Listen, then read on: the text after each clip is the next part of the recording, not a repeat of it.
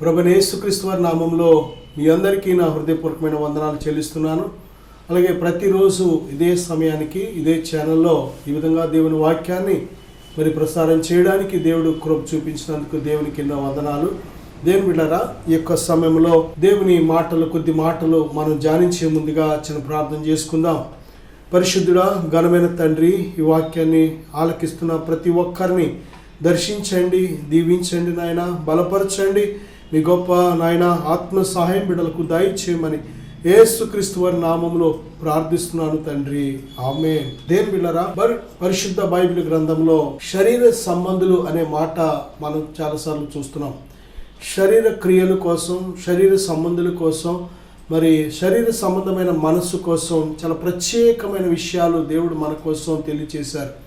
దేవుని బిడ్డలారా, శరీర సంబంధులే కాదు కానీ ఇంకా ఆత్మ సంబంధులని, శరీర సంబంధులని, లోక సంబంధులని, ప్రకృతి సంబంధులు అని, సాతాను సంబంధులు అని అనేక రకాల సంబంధులు ఉన్నారు. అందులో దేవుని పిల్లలమైన మనము ఎవరు అంటే దేవుని ఆత్మ చేత నడిపించబడుతున్న ప్రతి ఒక్కరు కూడా దేవుని సంబంధి, ఆత్మ సంబంధి అని దేవుడు చెప్తున్నాడు. దేవుని బిడ్డలారా, దేవుని ఆత్మ లేకపోతే మనం దేవుని వారమే కాదు. అంతేకాదు, దేవుని సంబంధి అయిన మనందరిలో పరిశుద్ధాత్మ దేవుడు నివాసం చేస్తున్నారు కనుక మన దేహాన్ని దేవాలయముగా చేసుకొని ఆయనే నిత్య నివాసం ఉంటున్నారు కనుక మనందరికీ దేవుడిచ్చిన ఒక గొప్ప నామం ఏంటంటే ఆత్మ సంబంధులం. ఆత్మ సంబంధి అయిన మనకు కొన్ని ప్రత్యేకతలు ఉన్నాయి. దేవుని బిడ్డలారా, అయితే శరీర సంబంధుల కోసం ఈరోజు మనం దేవుని మాటలు ఆలోచన చేయబోతున్నాం. శరీర సంబంధులు అంటే ఎవరు అంటే శరీర సంబంధమైన మనస్సు కలిగిన వారు, శరీర సంబంధమైన విషయాల మీద మనసు ఉంచేవారు. శరీర సంబంధులు ఏమాత్రము కూడా దేవునిని సంతోషపరచనేరరు. శరీర సంబంధమైన మనసు మరణము అని బైబిల్ చెప్తుంది. శరీర సంబంధులు పరలోక రాజ్యం చేరలేరు. శరీర సంబంధులు దేవుని ఏమాత్రం తృప్తిపరచలేరు. శరీర సంబంధులు కేవలము శరీర సంబంధమైన క్రియల చేత నడిపించబడుతూ ఉంటారు. దేవుని బిడ్డలారా, గలతీయులకు రాసిన పత్రిక 5వ అధ్యాయంలో కానీ మనం చూసినట్లయితే 5వ అధ్యాయం 16 నుంచి మనం చూస్తే శరీరము ఆత్మకును, ఆత్మ శరీరమునకును ఇవి ఒకదానికొకటి విరోధముగా ఉన్నవి. కాబట్టి మీరు ఏమి చేయ అపేక్షింతురో వాటిని చేయకుందురు అని స్పష్టంగా వాక్యం సెలవిస్తుంది. దేని బిడ్డలారా, శరీర సంబంధులుగా మనం జీవించినంతకాలం ఏమాత్రము కూడా మనము ఈ యొక్క ఆత్మీయ ప్రయాణాన్ని చేయలేం. శరీర సంబంధిగా ఉన్నంతకాలం దేవుని చిత్తాన్ని కనుగొనలేం. శరీర సంబంధులుగా ఉంటే దేవుని నామానికి అవమానం. బైబిల్ చెప్తుంది, శరీరమును బట్టి విత్తువాడు మరణం అనే పంట కోయును, ఆత్మను బట్టి విత్తువాడు నిత్య జీవం అనే పంట కోయినని వాక్యం స్పష్టంగా సెలవిస్తుంది. అంటే శరీర సంబంధమైన క్రియల చేత నువ్వు నడిపించబడినట్లయితే, నీ జీవితంలో శరీర సంబంధమైన క్రియలు కానీ ఉన్నట్లయితే దానికి తగిన ప్రతిఫలమే మరణం. దేని బిడ్డలారా, శరీర సంబంధమైన క్రియల చేత నువ్వు విత్తి నీ జీవితాన్ని నడిపించుకుంటున్నట్లయితే దాని ప్రతిఫలము చిట్ట చివరను పొందే ప్రతిఫలం ఏంటంటే మరణము. దేని బిడ్డలారా, అలా కాకుండా ఆ దేవుని ఆత్మ చేత నడిపించబడి ఆత్మానుసారమైన జీవితాన్ని జీవించినట్లయితే, ఆత్మ ఫలాల చేత నీ జీవితాన్ని వెళ్ళబుచ్చినట్లయితే అది నిత్య జీవము. కాబట్టి దేవుడు వెక్కిరింపబడడు. మనుష్యుడు ఏమి విత్తునో ఆ పంటనే కోయినని వాక్యం స్పష్టంగా సెలవిస్తుంది. నా సహోదరుడా, సహోదరి, శరీర సంబంధమైన మనసు సాతాను ఎప్పుడైతే ఆదాము అవ్వను మోసపరిచాడో, దేని బిడ్డలారా, దేవుడు తినవద్దని ఆజ్ఞాపించిన మంచి చెడ్డల తెలివినిచ్చు వృక్ష ఫలాలు వారు తినేశారో వారికి శరీర సంబంధమైన మనసు వచ్చింది. దేవుడిచ్చిన యథార్థమైన మనసు పోగొట్టుకున్నారు, నీతి కలిగిన మనసు పోగొట్టుకున్నారు, దేవునితో సహవాసం చేసే గొప్ప ధన్యతను పోగొట్టుకున్నారు.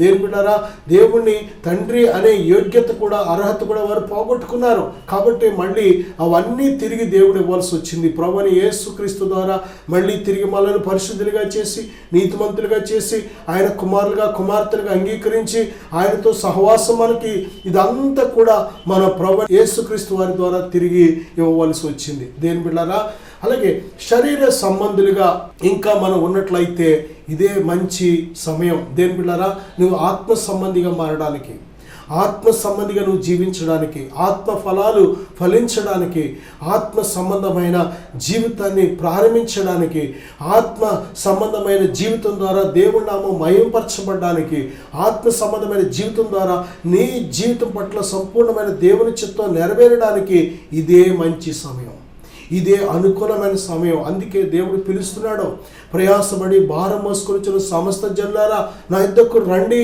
నేను మీకు విశ్రాంతి కలుగజేయుదునని పిలుస్తున్నారు. నిజమే, శరీర సంబంధమైన జీవితాన్ని నువ్వు జీవించినంత కాలం కూడా భారమే, కష్టమే, నష్టమే, అవమానమే, అన్ని రకాల కూడా నువ్వు నష్టపోతూ ఉంటావు. ఎందుకంటే శరీర సంబంధమైన క్రియలు అంత భయంకరమైన క్రియలు. దేని బిడ్డారా, గళతీయులకు రాసిన పత్రిక 5వ అధ్యాయంలో 19లో మనం చూసినట్లయితే శరీర క్రియలు స్పష్టమై ఉన్నవి. అవేమనగాని ఒక లిస్టు మనం చూస్తున్నాం. జారత్వము, అపవిత్రత, కాముకత్వము, మరి కోపము కానీ, ద్వేషము కానీ, అసూయ కానీ, కక్షలు కానీ, విమతములు కానీ, దేని బిడ్డారా అల్లరితో కూడిన ఆటపాటలు కానీ, ఇవన్నీ కూడా అపవిత్రమైన ప్రతి కార్యం కూడా శరీర కార్యాలు. శరీరాన్ని సంతోషపరచుకోవాలి అనే ఆలోచన కలిగిన ప్రతి వ్యక్తిలో కూడా ఈ శరీర కార్యాలు ఉంటూ ఉంటాయి. దేని బిడ్డారా, మత్సరము, కోపము, ఇవన్నీ కూడా శరీర కార్యాలుగా మనం చూస్తున్నాం. అసూయ, కలహము కూడా శరీర కార్యాలుగా మనం చూస్తున్నాం. దేని బిడ్డారా, ఈ శరీర కార్యాలు మరి మన జీవితంలో ఉన్నట్లయితే సమాజంలో కూడా మనం చాలా మందికి విరోధులుగా, శత్రువులుగా మారిపోతూ ఉంటాం. శరీర సంబంధమైన కార్యాల ద్వారా నీ జీవితం ఒంటరైపోతూ ఉంటుంది. శరీర సంబంధమైన కార్యాల ద్వారా మరి నువ్వు జీవించినట్లయితే దేవుని ఆత్మ, పరిశుద్ధాత్మ దేవుడు నీలో ఏమాత్రము నివాసం చేయలేరు. దేని బిడ్డారా, అందుకే బైబిల్ చెప్తుంది, శరీరాన్ని మనం సిలువేసే వారిగా ఉండాలి. దేని బిడ్డారా, శరీర క్రియలను సిలువేసి దేవుని ఆత్మను ధరించుకొని బ్రతకడానికి నీ జీవితాన్ని ఎప్పుడైతే ప్రారంభిస్తావో ప్రభులో, అప్పటి నుంచే నువ్వు ఆత్మ సంబంధమైన వ్యక్తిగా పిలువబడుతూ ఉంటావు. దేని బిడ్డారా, రోమపత్రిక 6వ అధ్యాయం 12వ వచనంలో, కాబట్టి శరీర దురాశలకు లోబడినట్లుగా చావునకు లోనైన మీ శరీరమందు పాపమును ఏలనీయకుడి.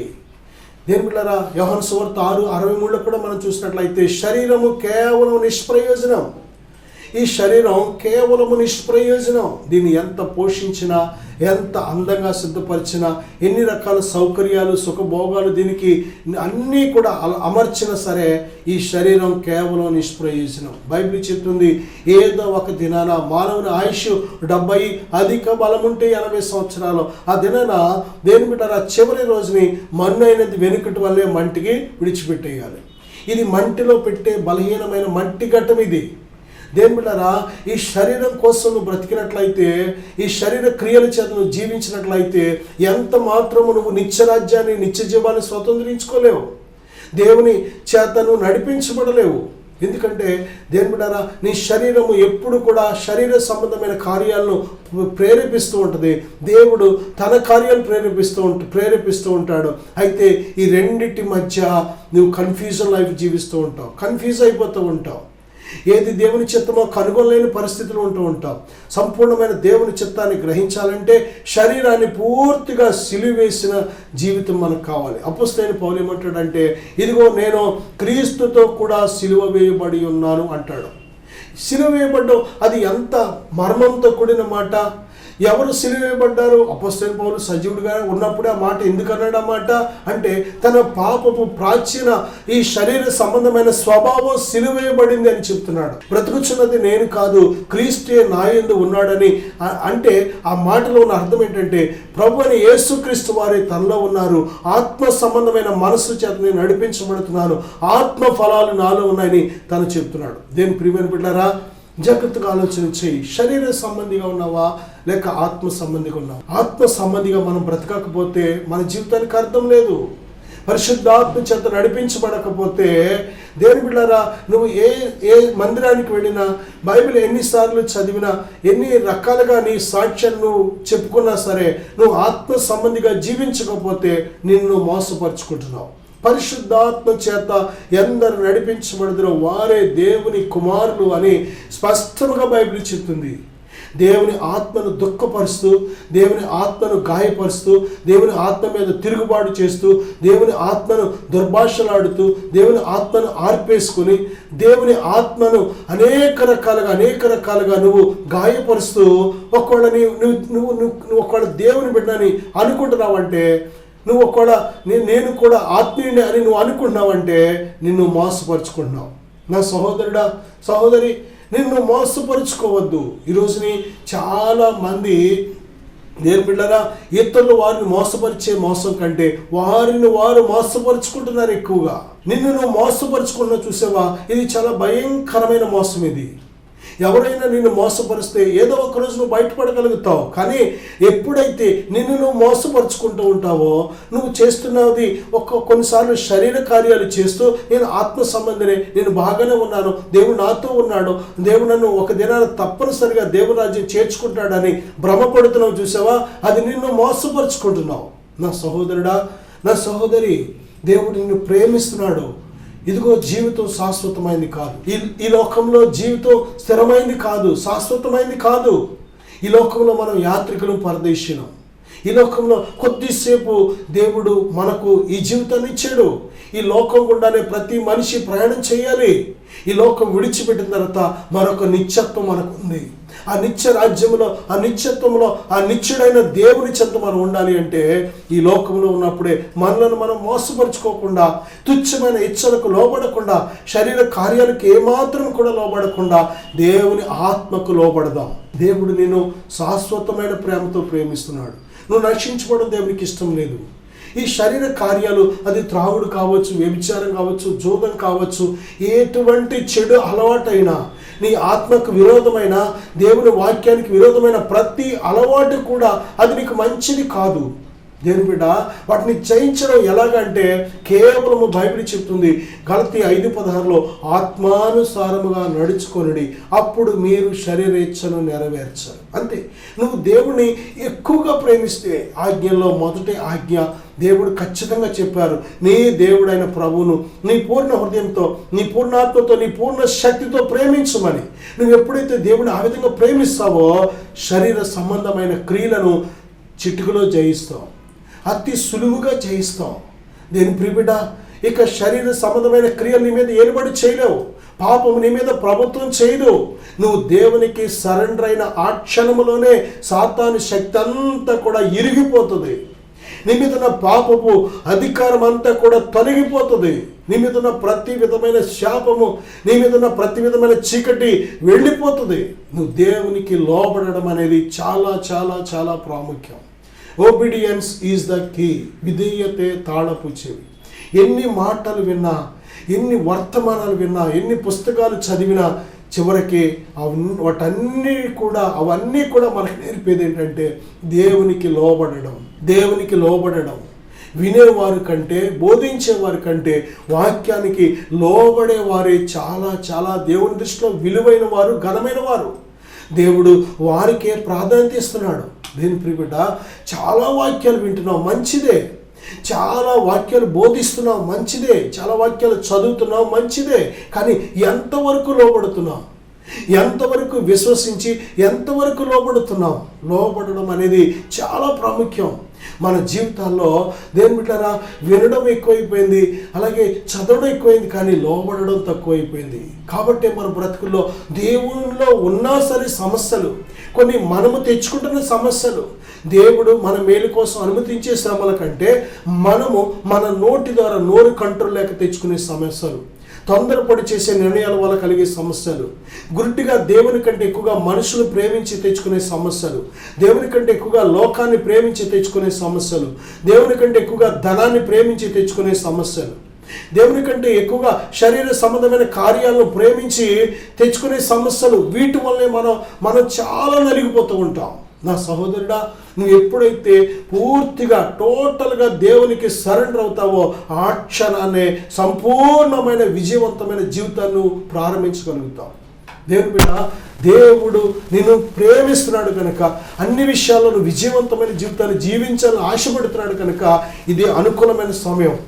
దేవుని బిడ్డ, దేవుడు నీతో మాట్లాడుతున్నప్పుడు ఈ విలువైన ఘనమైన జీవితాన్ని దేవునికి సమర్పించు. ఎటువంటి బంధకములో ఉన్న దేవుడు నిన్ను విడిపించగలడు. శరీర సంబంధమైన కార్యాలు చేయడానికి నువ్వు శరీరానికి రుణస్థురాలు కాదు. ఈ శరీరాన్ని మాత్రమే సంతోషపెట్టుకోవడానికి కాదు నేను సృష్టించిన దేవుడు. శరీరం కేవలం నిష్ప్రయోజనం. శరీర సంబంధులు దేవుని సంతోషపరచలేరు. శరీర కార్యాలు మరణానికి నడిపిస్తాయి. శరీర కార్యాలు ఏ మాత్రము కూడా మన ఆత్మకు మేలు చేయవు. దేవునికి నీకున్న గొప్ప సహవాసాన్ని, సంబంధాన్ని పాడు చేసేవే శరీర క్రియలు. కాబట్టి దేవుని బిడ్డ, ఇది అనుకూలమైన సమయం, ఇదే రక్షణ దినం. నేను మీకోసం చిన్న ప్రార్థన చాలా ఆశపడుతున్నాను. ఈ ప్రార్థన ఏకీవిద్దాం. పరిశుద్ధుడా, ఘనమైన తండ్రి, ఇదిగో బిడ్డలు ఎవరైతే శరీర సంబంధమైన కార్యాల్లో నాయన బందీలై ఉన్నారో ఇప్పుడే వారికి విడుదల కలుగునుగా కని ప్రార్థిస్తున్నాను. ప్రతి శరీర సంబంధమైన క్రియలో లయమైపోవునుగా కని ప్రార్థిస్తున్నాను. తండ్రి, శరీరం మీద సంపూర్ణమైన విజయం కలుగునుగా కని ప్రార్థిస్తున్నాను. తండ్రి, బిడ్డలను బంధించిన ప్రతి శరీర సంబంధమైన బంధకం ఇప్పుడే తెగిపోవునుగా కని ప్రార్థిస్తున్నాను. ఓ శరీర సంబంధమైన కార్యాల ద్వారా మోసగిస్తున్న ప్రతి చీకటి అపవాది వాడి క్రియలు లయమైపోవునుగా కని ప్రార్థిస్తున్నాను. తండ్రి, బిడ్డలకు సంపూర్ణమైన విజయం కలుగునుగాక. ప్రతి అపవాది వాడి క్రియలు, వాడి బంధకాలు ఇప్పుడే తెగిపోవునుగా కని ప్రార్థిస్తున్నాను. బిడ్డలు బలపరచు తండ్రి, దీవించండి, సంపూర్ణమైన విడుదల దయచేసి మీ పాత్రలుగా నడిపించమని యేసుక్రీస్తు వారి నామములో ప్రార్థిస్తున్నాను తండ్రి. ఆమేన్. God bless you.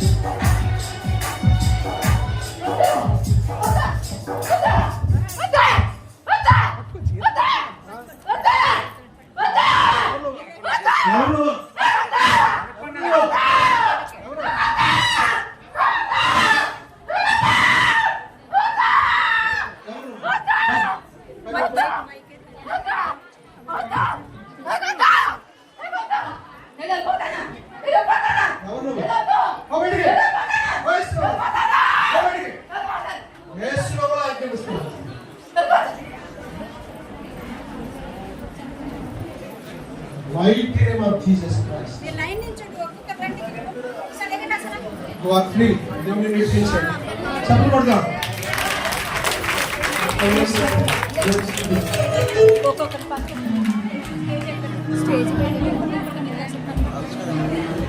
దేవుడు పెట్ట మీ అందరికీ వందనాలండి. టైగర్ అందరికీ సహోదరులు అందరికీ వందనాలండి. 3 వారాల క్రితం శుక్రవారం అది నేను అయితే సంస్థను బట్టి చాలా బాధలతో ఎన్నో హాస్పిటల్ తిరిగాను, ఎన్నో ఇది చేసాను. కానీ నాలో ఉన్న ఆరోగ్యం అయితే మరి ఇది అవ్వలేదు. అయితే డాక్టర్లు అయితే నువ్వు ఏ పని చెత్త తీయలేదమ్మా, నువ్వు ఎంతసేపు రెస్ట్గానే ఉండాలి అని చెప్పారు. ఏం చేద్దాను, నేనైతే ఇలా బతకాలో నాకైతే తెలియదు. నేను దిక్కులేదాన్ని, నువ్వే దిక్కు నాకు ఇంకెవరైతే అనేసి నేను దేవుడు ప్రార్థించి 3 వారాల క్రితం నుండి శుక్రవారం వచ్చాను. వచ్చిన తర్వాత దైవజనులు నాకు ప్రార్థన చేసి తైలం కోసమే తెలుసండి. తర్వాత ఏమైందో నాకు తెలియదు అసలు. పోసిన తర్వాత నాకైతే దేవుడు చదువు ఇప్పుడు మట్టుగా నాకు చాలా బాగుందండి, ఆరోగ్యం చాలా బాగుంది. కానీ కొద్దిగా నాకు నేర్చుకోం దడగా ఉంటుంది. అది కూడా తగ్గేలాగా అందరూ మీ అనేది నా ప్రార్థనలో పెట్టమని అడుగుతున్నాను. ఈ చిన్న సాక్షి దేవుడు దీనికి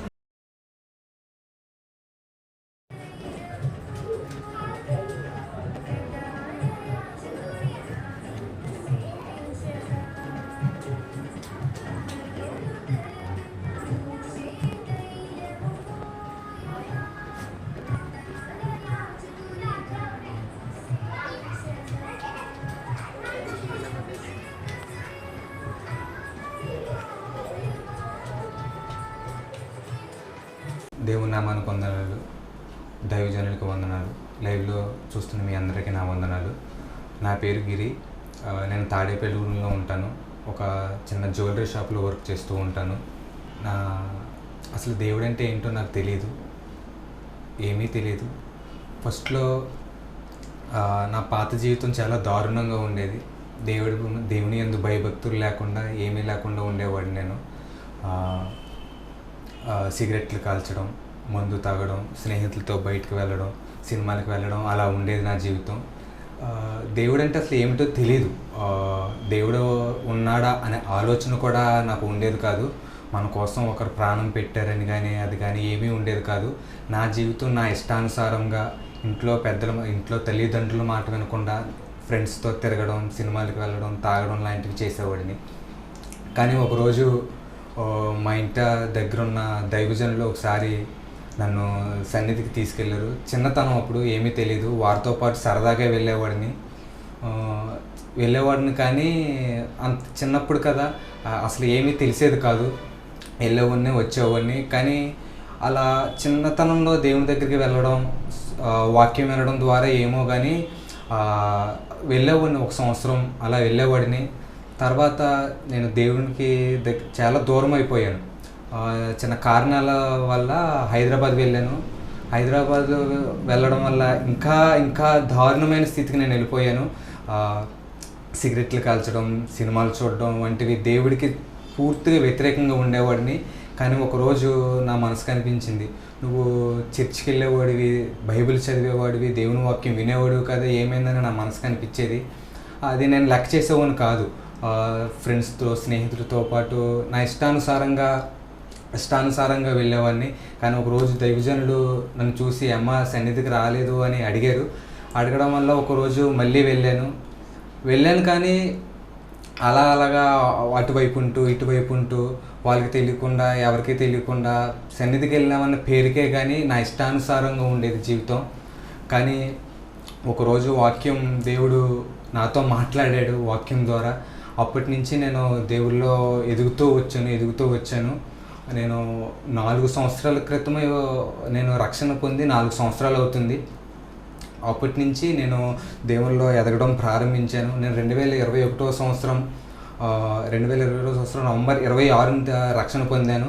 దేవుడు నాకు మంచి రక్షణనిచ్చాడు. దేవుడు అనేక కార్యాలు నా జీవితంలో దేవుడు చేశాడు. రక్షణ పొందిన ముందు నా జీవితం చాలా దారుణంగా ఉండేది. స్నేహితులతో బూతులు మాట్లాడడం కానీ, లేకపోతే స్నేహితులతో తిరగడం కానీ మరీ దారుణంగా ఉండేది నా జీవితం. స్నేహితులతో కలిసినప్పుడు సిగరెట్లకి డబ్బులు లేకపోతే మేము ఒక చోటన సిగరెట్లు కాల్చేవాళ్ళం. అక్కడ అగ్గిపెట్టెలతో పాటు సిగరెట్లు కాల్చేసాక చిన్న ముక్కలు వదిలేస్తాం కదా, డబ్బులు లేనప్పుడు అవి ఏరుకొని మరీ సిగరెట్లు కాల్చేంత దీనమైన స్థితిలోకి నేను వెళ్ళిపోయాను. దేవుడు ఆ బంధకాల నుంచి దేవుడు నన్ను విడిపించాడు, మందు నుంచి విడిపించాడు, సినిమాల నుంచి విడిపించాడు.